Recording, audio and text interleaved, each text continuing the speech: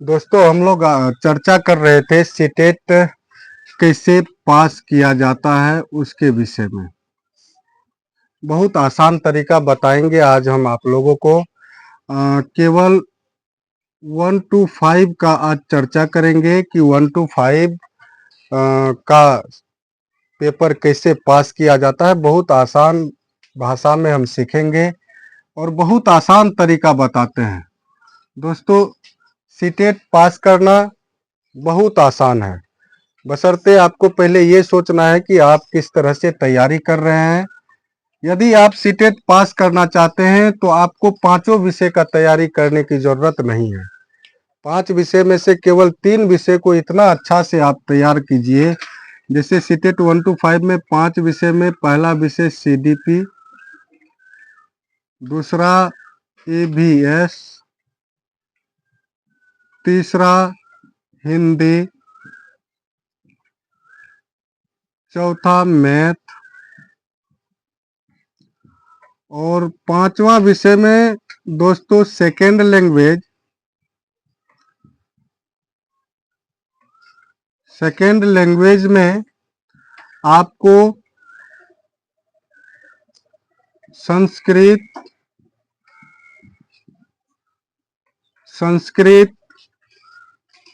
English या मैथिली भी, इस बार से मैथिली भी एक सेकेंड लैंग्वेज में शामिल किया गया है। आप मैथिली भी ले सकते हैं। इन पांचों विषय में से केवल आपको 3 विषय का तैयारी इस तरह से कर लेना है। दोस्तों सीडीपी कुल मिलाकर के 30 अंक का होता है। सीडीपी 30 अंक,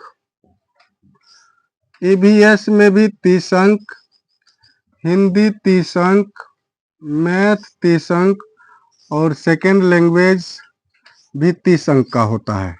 इस 30 अंक में आपको ये जो ऊपर वाला तीनों विषय है सीडीपी, ईवीएस और हिंदी, ये तीनों विषय इतना आसान है। यदि आप 2 महीना 3 महीना तक इस 3 विषय का तैयारी कर लेते हैं तो कुल मिलाकर के 90 अंक जो है वो आपके हाथ में रहेगा। और इन 90 अंक में से यदि आप 80 अंक भी ला लेते हैं तो बाकी का ये दोनों विषय मिलाकर के 60 अंक में से यदि 20 अंक भी आपको आता है तो कुल मिलाकर के आपको 80 प्लस 20 100 अंक प्राप्त हो जाता है। लेकिन दोस्तों आपको इन तीनों विषय को इतना मजबूत कर लेना है, इतना मजबूत कर लेना है कॉन्फिडेंस के साथ कि आप क्वेश्चन को देखते ही आपको ये नजर आ जाए कि किस क्वेश्चन का आंसर कौन सा होगा। ये पूरा कॉन्फिडेंस होना चाहिए, है ना, इस 90 अंक में। दोस्तों आप घर पर भी चाह करके, यदि आप चाहिएगा घर पर बैठकर तैयारी करना तो आराम से कर सकते हैं। हम घर पर ही तैयारी करके पेपर 1 to 5 में 114 अंक प्राप्त किए हैं।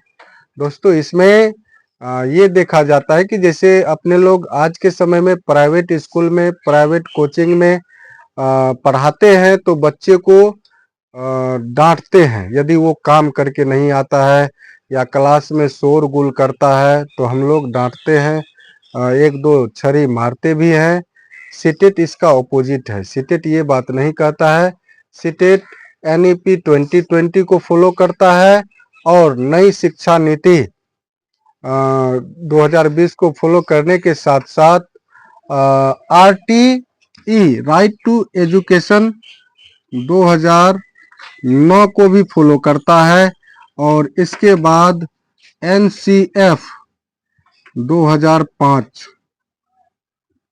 इसको भी फॉलो करता है। यदि आप एनसीएफ, आरटीई और एनईपी 2020, आरटीई 2009 और एनसीएफ 2005 ये तीनों टॉपिक का अध्ययन यदि आप अच्छा से कर लेते हैं तो सीटेट आपके मुट्ठी में होगा। लेकिन स्टैंडर्ड 1 to 5 के लिए यदि आपके पास 10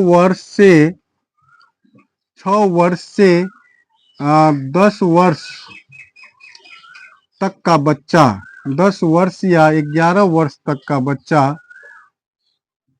है, तो इसी बच्चा को आधार मान करके आपको माइंड सेट करके हर एक प्रश्न का जवाब देना है। यदि दोस्तों आप बाल विकास का अध्ययन अच्छा से कर लेते हैं, बाल विकास का अध्ययन अच्छा से कर लेते हैं, तो बाकी का विषय का तैयारी करना उतना आवश्यकता नहीं रह जाता है।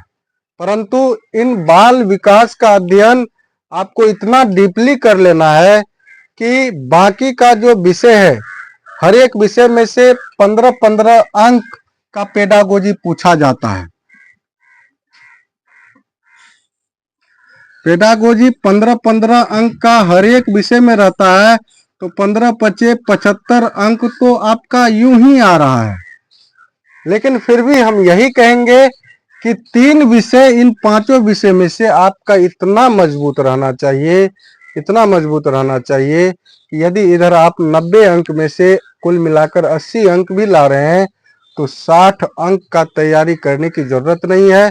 उस प्रश्न को आप यदि यूं भी रंग करके आ जाइएगा तो 20 अंक तो कोई नहीं काट सकता। लेकिन हाँ, एक शर्त पे, इस 90 अंक में से आपको कम से कम 80 अंक आना चाहिए। इस तरह से आप घर बैठे भी तैयारी कर सकते हैं। यदि इन 5 विषय का यदि आप लोड लीजिएगा तो दोस्तों आप खुद, आपका माइंड हपलेस हो सकता है कि कौन विषय को पढ़ें और कौन विषय को नहीं पढ़ें। इससे अच्छा है कि आप 3 विषय को इतना पढ़िए कि बाकी का 2 विषय में कम अंक भी आएगा तो इन तीनों विषय को लेकर के आप सीटेट क्वालिफाई कर सकते हैं। ठीक है दोस्तों, फिर हम लोग आगे तैयारी भी करेंगे। आप लोग फॉर्म भरिए, फॉर्म भरना चालू हो गया है। धन्यवाद।